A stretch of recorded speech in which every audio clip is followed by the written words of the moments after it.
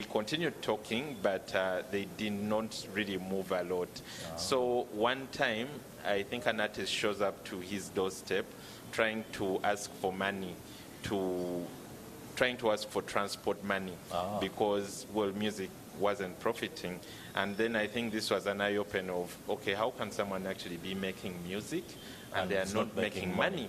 You know? So then he calls James Wasule again, calls him to his chambers. They start talking about this whole copyright law and copyright everything. So later he ends up tabling the bill. Like, I think they call it a private members bill. I think later it becomes a law. Okay. Yeah. Well, Mr. Charles Batambuzi from the Uganda Reproduction Rights Organization, you seem to have those details at hand. You're also the vice chairperson of the National Culture Forum, is it so? Where are we? He seems to be alluding to something you're very pretty much conversant with. Sure. Yeah. Thank you very much for inviting me to be part of this. You're most welcome. I would like to add to the story of how the late Right Honorable Jacob Oulanyah got to be involved with copyright. That's right. In 1985, some musicians that had been in exile in Nairobi and elsewhere had seen that musicians used to earn money beyond public performances. In the British colonies, there was, we call them collecting society. There was a collecting society called PRS that used to collect money all over the British Commonwealth for artists. In the UK, you know, those days we used to consume a lot of UK music. UK music. But also... That's 1980? Yes. 80s, right? Yes, 80s. And you can't relate. And also those Africans that were lucky to have their albums, you know, sold all over the world and stuff like that. PRS collect for them. So those guys returned and formed the UPRS, the Uganda Performing Arts Society, because they thought it was a better way of collecting money for artists. That's right. Artists are supposed to earn much more than what they get at a public performance, because the public performance is not the only way that revenue comes to an artist. There are other ways. That's right. And because we needed to exploit those other ways, so these people came up and formed the UPRS. But the challenge was the law. We had the copyright law of 1964. It lacked many things to enable or empower UPRS to be able to collect this money. And so Mr. Wasula and others started discussing ways of how the law could be reformed.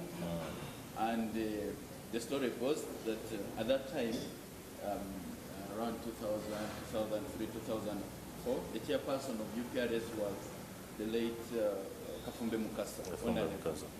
And Mr. Wasula says he had a conversation with him to find out whether government would actually take up the law reform. And he was told that, you know, government has lined up so many bills, it is difficult. The only way out is for you to find a member of parliament who is passionate about these things that will pull through a private member's bill. And that person was Jacob Oulanyah. Jacob Oulanyah. So we have a new Copyright Act, fairly new. Somebody challenged me recently that it's not very new. 2006. 2006. Yeah, that's pretty much the early. difference between this Act and the previous one is that this one is a bit comprehensive. It provides for things like the register of copyright, the National Copyright Information Center, so you can go to their registry and know what works Maiga has written, that kind of thing. It provides for collecting societies. These collecting societies are the central or the core infrastructure that must be in place and running very well to collect money for artists and writers, both locally and internationally. But also, the new act criminalized copyright infringement.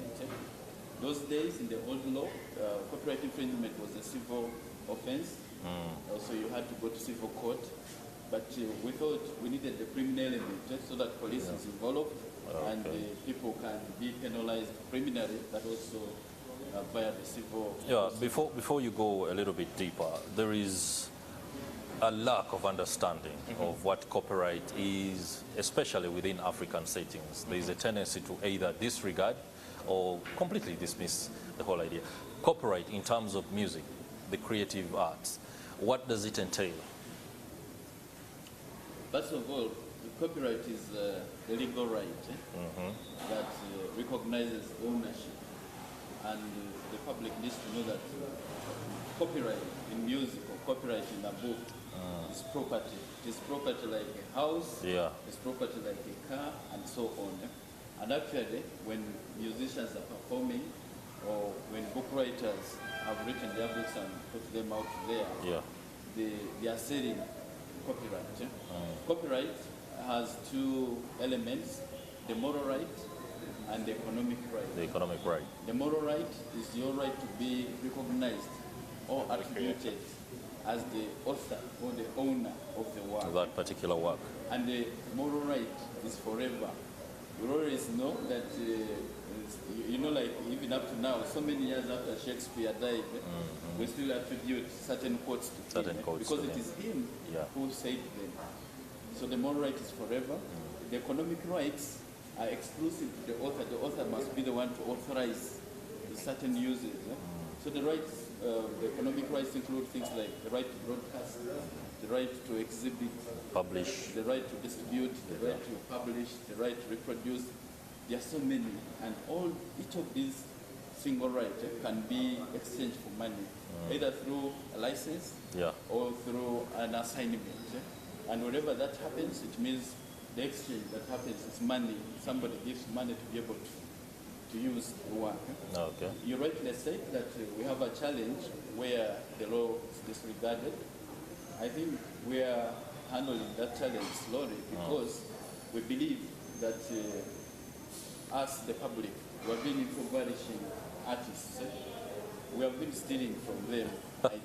We've been As an interesting submission stealing from artists. All right. That's so true. But take it away. There's also the whole thing of artists stealing from themselves, which comes from, you see, copyright is very complex at the moment. And just like artists are learning about it, the public is also learning about it. And when you look back at how Ugandans used to consume music, not just Ugandans, how Africans used to consume music. There was a time it was very communal, so there was a time people were getting it free of charge, like you sit around the fire and then someone sings. I mean, we had a right to your music, you know. We would be, for example, at I don't know if it's that way. Yeah. But we did not really believe it's something that was sold. And then we got into that era where people actually started performing and they were being paid on stage. Like it's free, but like I like your performance, so I come and give you something. But I'm still consuming it for free. I still kind of got in for free. So I come and tip you. So we had a very, I think, a long history where we were kind of consuming art for free. And people kind of locked in that we're not maybe supposed to pay for these things. Okay. No, all right. Somebody was paying. Seriously, somebody was paying. Yeah, even with traditional African society. You know, those performers to come and perform at your wedding, your funeral, whatever, somebody brought them and exchange. There was always a food arrangement. Yeah, there was food, there was beer, there was chicken, with goats and so on, because that was the system of payment. Yeah, at the time. So it's wrong to assume that it was more appreciation than payment. Absolutely. That was the way transactions were carried out. Now, in the current environment, we are changing culture into products. Products that must go through the normal distribution channels, commerce. And also, we are recognizing that after exploiting culture can result into jobs, result into mandate of GDP, taxes, and so on. Yeah, thank you. Because of that, then we have to change the way we are consuming it. Be able to pay for the works. Allow us to keep the conversation to Jacob Oulanyah and his influence and perhaps his signature on this particular issue. You've covered the arts extensively, and I'm sure he's been involved here and there. You now know what he did. If you covered the arts and perhaps went into the nitty-gritty of the kind of support that he was able to extend. I was watching one of the videos in his tribute where he dances, and you know, he was a very jolly man and he loved music, no doubt about that. What is your take on the man's, so to speak, the love for music? To where does it end? How was it? Was he overly enthusiastic? Or he was the kind of laid-back guy who would be like, I appreciate the music, no doubt, but keep it low, keep it low. I'm a speaker, I'm a politician. No, he loved the music, and actually those who know him back from home, they will tell you that he knew a lot of the hymns, like the ones they sing during a service, like his Anglican, right? Is it La Caracas dances and stuff no, like that? No, he knew that, but even those hymns... The hymns, yeah, sure. Like he knew the hymns. So, yeah, much as he was usually reserved, I think when a song played and he liked the song, he wasn't that reserved. And I think that's the reason why those videos actually exist. Yeah, sure. When he's dancing to the music. Yeah. Okay. What exactly did he do? Maybe I can also add. Yeah, sure. We invited him for Jama Fest. Jama Fest is the East African Community Arts and Culture Festival. So there is one that we had. Is it a collection of the finest within the region? Yeah. Right. It brings together artists from the different countries of East Africa. Sure. So it moves. So I think the last one was in Uganda, right? Yeah, not Uganda, but sometime in 2017. So he came to the National Theatre as our guest of honor. Yeah.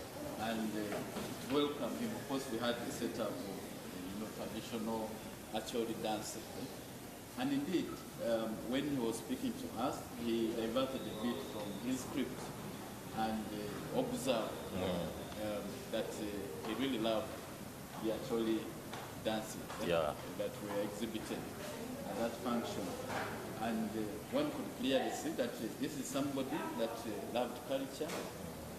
This is somebody that really supported the people. And we know in this campaign, when he was campaigning to become speaker, maybe even much earlier in his constituency, that his signature song was Yole. Was what? Yole. Yole. Yeah. Could you give us a rendition? That song. Okay. Perfect. Let's have a rendition of Speaker Jacob Oulanyah's favorites. Let this first. I'll be requesting my producer to play it. I'll be requesting my producer to play it. But I want a rendition from you guys of the speaker's favorite song. Let's go. Yole. Na, na, na, na, na, Yole. Yole. All right, producer, get these guys off the hook and play us that song. Because if you guys, do you intend to try out a career in music? Oh, you trust me. If I have the right lyrics, I can. If you have the right lyrics, okay. I think keep it to reporting the arts. Oh, that's interesting. I think we can have a video of that, a song, and then we see exactly, go into the mind and the spirit of the deceased Speaker of Parliament.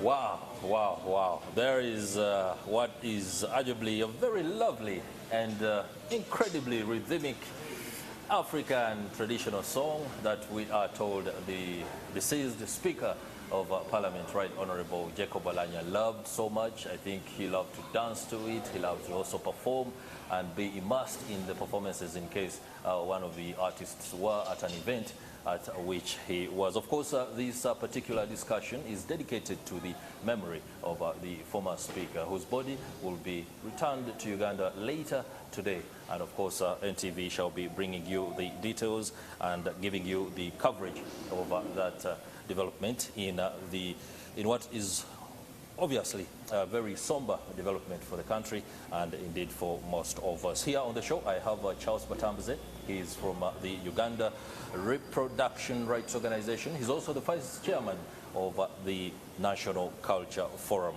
Well, I took you off the pressure of singing, but I hope one day you guys can consider a bit of some training, and then Chameleon should be a friend of yours, not? Hey, go get some vocals so I understand how the things work. No, he blocked me. No doubt about that. So, in light of his legacy, and as far as the creatives and the music industry is concerned, can we pinpoint, away from the camaraderie, away from the fact that he would support a few, can we pinpoint some of the achievements that industry stakeholders can say, without Oulanyah, this and this couldn't have been achieved? I think the mere fact that that came from a private member's bill to a law, and I've had very many people say that our copyright law is not working. Okay, maybe this comes back to what I said. Is it now better enforced? It goes back to what I said, that many of us are just learning of how these sort of things work. Yeah. But at least I've heard that Uganda has one of the best copyright laws. We have very good laws, in fact. And when it comes to implementing, I think it's being implemented. It's just that people believe that police is going to go around arresting people. Yeah. Yet in a world like this, the world we are in right now, it's so hard to know who is pirating and who's not pirating. Like, everyone that has a mobile phone is a possible pirate, and it's possible for that person to buy music. So at the moment, yeah, like when you say one thing that couldn't have been around if it wasn't for Oulanyah, in regards to the arts, the fact that we have a copyright law. Okay, we can improve it, but we have it. Very quickly, you should be on top of that. The copyright law is actually the life and blood of Jacob Oulanyah. for the creative. For the creative. sector. Okay, yeah, sure. Without it, the industry would be entirely dead. The artists, you know, the small achievements that artists have achieved, gotten, is partly because of the copyright law. We might not be implementing it as well as we should, but that is the starting point. The foundation is quite solid and good. Secondly, we know in terms of, let me say this, that the biggest challenge for the art sector is actually non-collection of royalties. Of royalties. The people that are supposed to pay royalties don't want to. People have the entitlement that, you know, we're supposed to do things for free. For free. But I think slowly through education and other interventions, you know, working with government and so on, to be able to change that.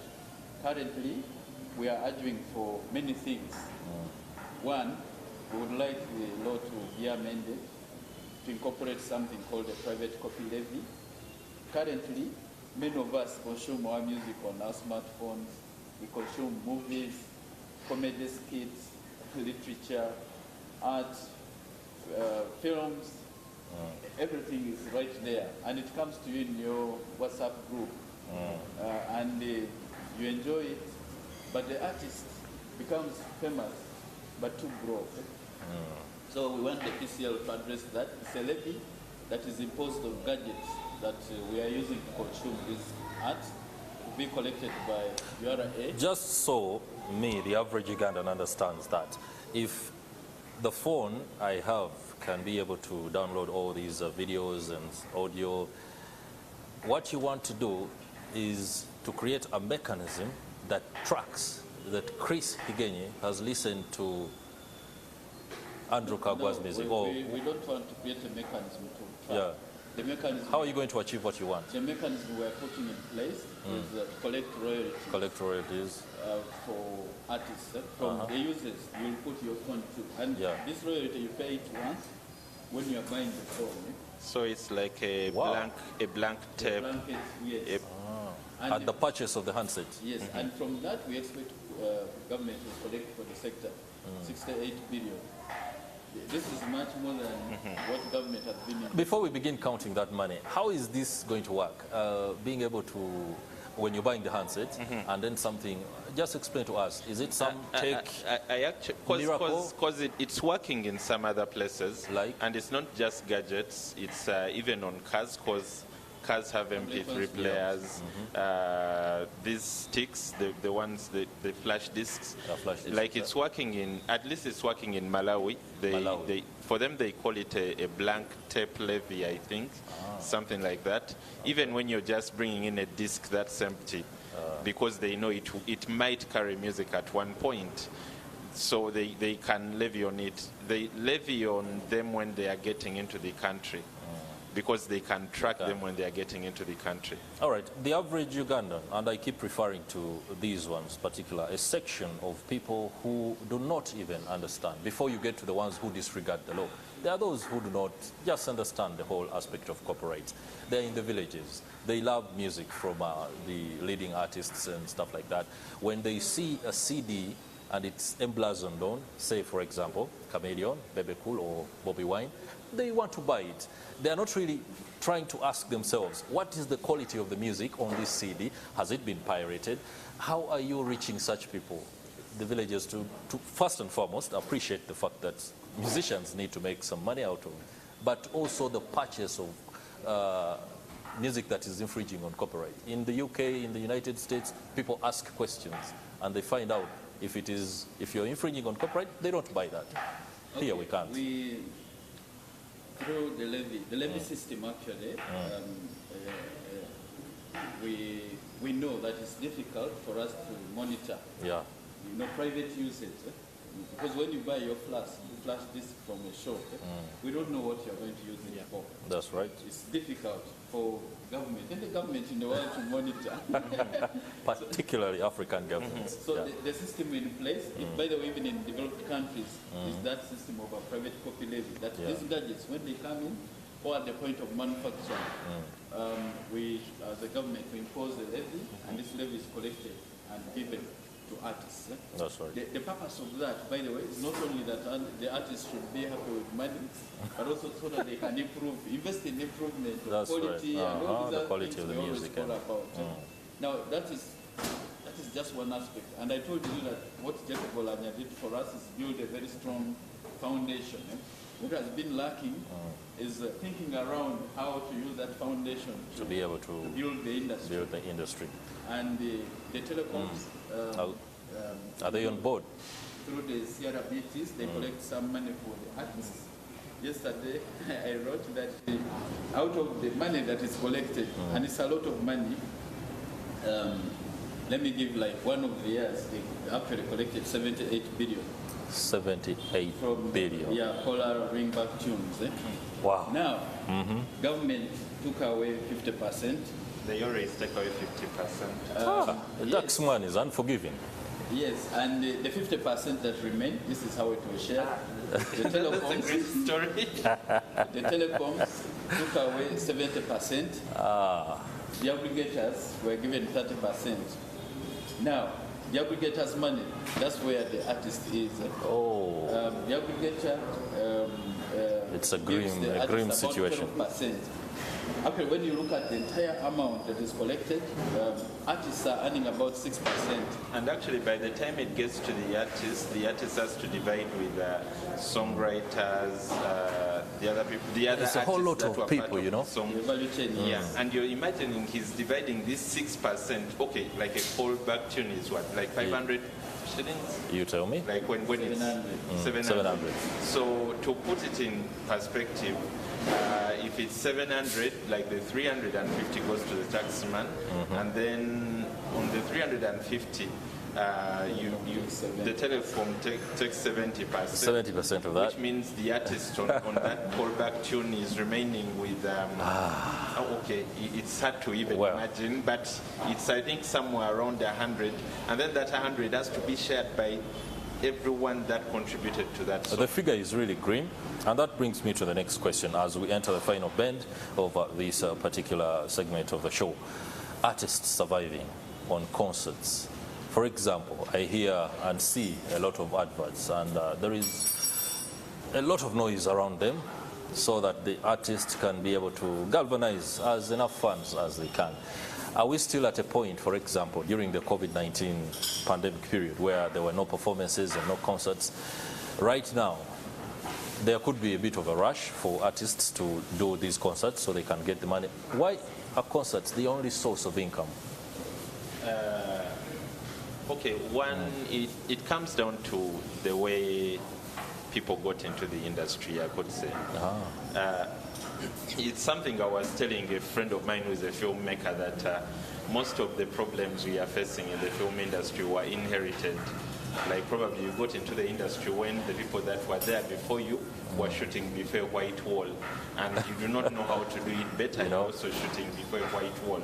So most of our problems are inherited. Most of the artists saw the people that came into the industry surviving via performances. Yeah. But I could say when you look at people that are getting into the industry now, there were many people that survived through the lockdown because they knew how to position better, they knew how to get an endorsement here and there, they knew how to probably part-time influence for some brands on social media, and they passed through the pandemic comfortably. So yeah, we have very many, and by the world over, the best way of artists to make money is through live performances. Live performances, concerts and tours. But just that unlike those other countries, people have found ways of earning from their works, like giving it to a company to make adverts, which we, at the moment, we've still failed to do in the country. But I know very many artists are picking up. People are picking up, and they're learning how to do these things. They're learning how to position. I think it's down to embracing technology, also being very creative. I see TikTok doing a little bit of miracles for many people. Even the average person who doesn't have an idea or have a dream to be a creative or a musician, for that matter, TikTok does a lot of that. And if a musician, for example, does content curation, and it's all over TikTok, I think it's a good one. Is there anyone who has leveraged that particular platform? TikTok. TikTok, most of the people that have leveraged TikTok are not artists. But they are making some money. Funny thing is that there is a project I'm working on. Okay, it's a story about how TikTok is changing the industry of music. TikTok has been a very big tool when it comes to the way artists are marketing music.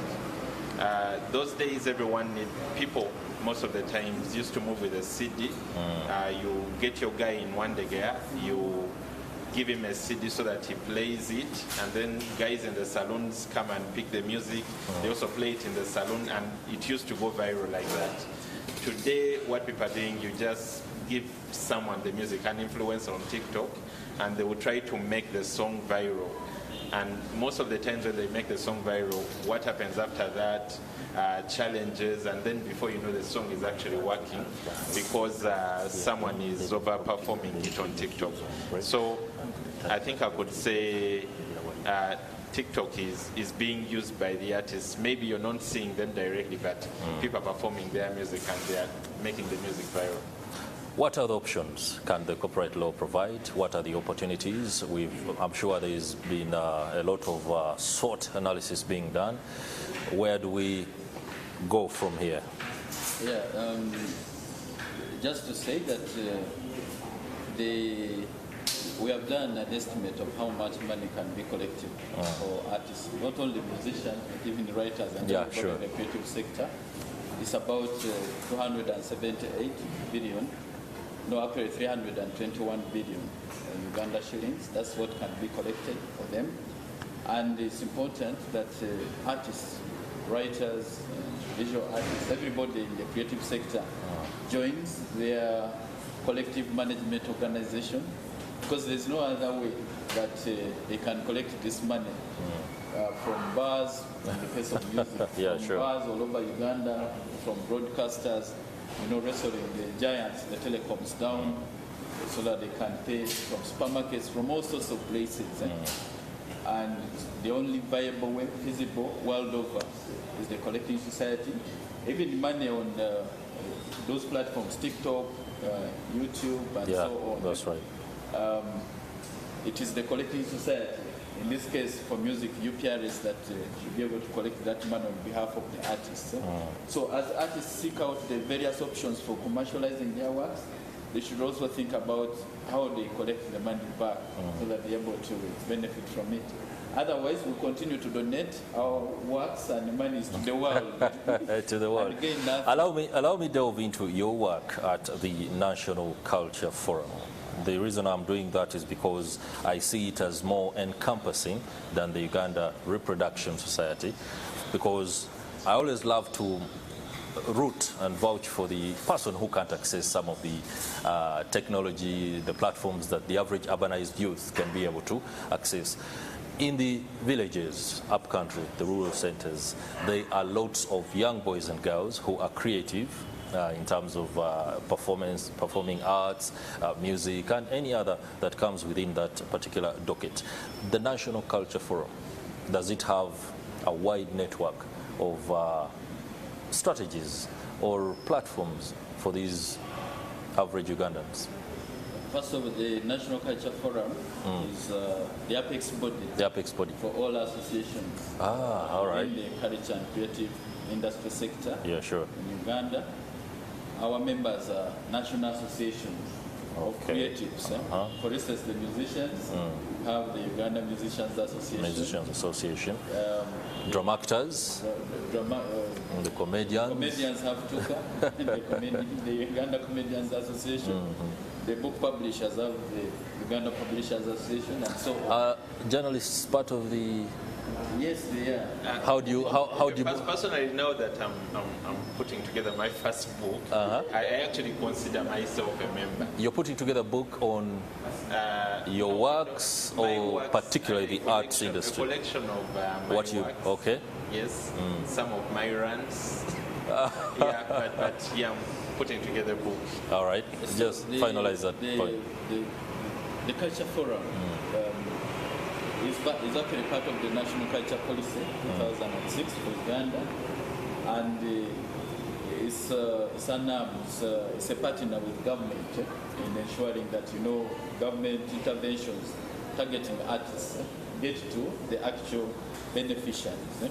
So we are working through the different associations to be able to reach out to these people. During COVID lockdown, we received some money from government to help strengthen and build the structures, so that the associations are not only Kampala based, so they can reach out to the artists wherever they are in the country. And so the recruitment process is on. I would like to encourage every creative, wherever you are, if you're a musician or writer or wherever you are, there is an association for you that you need to join, so that you're a member of. Collectively working together, we are stronger and we can speak to government. Actually, one of the things that Jacob Oulanyah speakership did for the sector. During lockdown, apparently, we discovered that we could urge for more money from government. Okay. Yes. And, money seems to to be yes. at the front of this particular. Yes. It does a lot of wonders, right? You know, government has been spending about 2 billion to the National Theatre and Annually. Annually. That's on operations of the National Theatre. Yes. Okay. With salaries. Ah, all right. And then about 10 million shillings every quarter in the culture department there within the Ministry of Gender. Okay. So ideally, Did you say 10 million? yes. Yeah, I just said that. Ideally, After mentioning the money another humongous figure, the money was too small. 2 billion. But during COVID, we got together and started arguing for money. Yeah. We asked for a stimulus package of 48 billion. So far, we have received about 20 billion. And some of this money is what we've been using to do concerts on TV and also in the regions. Some of it we've used to build capacity within the association, but also at the National Theatre. Some of it we are using to map the sector. Because to be effective in arguing, Are we you must have in? data. Are you in on these developments as a journalist covering the arts Well, industry? I have my reservations. Well, tell us I what have you my have. Any reservations. leads on some of these developments? I've heard about the money. Truth is, like when Say I it. submit one, it will divert this entire conversation. Okay. One, I believe it's a good deed. I do not really like the implementation. One, if you ask me if a concert is what artists needed after 2 years in a lockdown, I would say no. I think maybe they needed to produce, because it's the same thing I heard about the Janzi Awards when they happened, because I know it was part of the arrangement. I still thought, was the awards what we needed after 2 years in a lockdown? I still believe no. We needed to actually help people create work, people to create more works. And any artist will be very happy if they create work that's actually going to make them money than taking back an award or performing at a concert. Because I mean, after you perform at a concert, you're not going to have that concert next week. What happens next week? Okay, that's interesting. What I can say, for me, the important lesson we've learned, we can improve on implementation and what the priority should be. But for now, we have known that if we work together as the entire creative sector, we can ask government to increase their investment within the sector. Because within that investment, some artists have been skeptical, saying, government should not, but government has to invest in the infrastructure that we need. Yeah, sure, no doubt. That is it. That's one of the core more obligations. More art markets, more galleries, more public libraries, and so on and so forth. All right. Yeah. In light of the gentleman's legacy, Jacob Oulanyah, what is being planned? I heard and saw the bikers make a very compelling case to have them opted into the procession, especially from Entebbe. I don't know whether that was that particular request was handed to them. I know they would love, for example, to be in Omoro. Do artists, the people who could have been at the receiving end of some of the support, the good offices that Oulanyah offered in terms of driving progress and the developments in the industry, are they planning anything? Do we have any leads on that? I know about the bikers. For the artists, I won't even take myself out. Some people call me a creative. I won't take myself out. We are very difficult people. I mean, Shem Semambo died last week. You seem to be very pessimistic about so many things. No, Shem Semambo died last week, and Shem, I did not get a chance to work with Shem, but whenever I was reading the society pages when I was in high school, there was a picture of Shem. Because he had either been behind the Unplugged show at Silk, he was quite, and he died last week, and only one artist was at his burial. So when I say we can be very difficult people, I won't be surprised if there is nothing formally planned. Maybe you can tell us. Tell us something. The forum that, well, oversees some of these developments could be in on something being planned. Yesterday, we were at Parliament. Wow. A group of us, arts leaders, went to Parliament to pay our respects to our fallen friend of the arts. It was a great moment for us, recollecting and thinking about what this gentleman meant for the arts, and also thinking about the future without him. I also wanted to make this point that arts, by default, is part of each and every event. Yeah. We don't know what Parliament has prepared in terms of maybe performances or stuff like that. I'll find out after here. But by default, we are part and parcel of every event in the life of a human being. So we shouldn't be worried that, the artists won't be there when we are part and parcel. Okay, yesterday I wrote that... you wrote in on where? My pages. Or your pages, social media? Yeah, that we're so happy for Jacob Oulanyah, who was very passionate about the arts. We believe that his soul has been welcomed in heaven by the heavenly band, because apparently there are musicians in heaven. Well, so when you were challenging us to learn the lines, better lines. I won't go into what is in heaven or might not be there. We shall leave those to the edicts of the Bible and, of course, the men of God who are more at a better position to comment about that. Well, gentlemen, we entered the bend, the final bend, that is it, of our discussion this morning.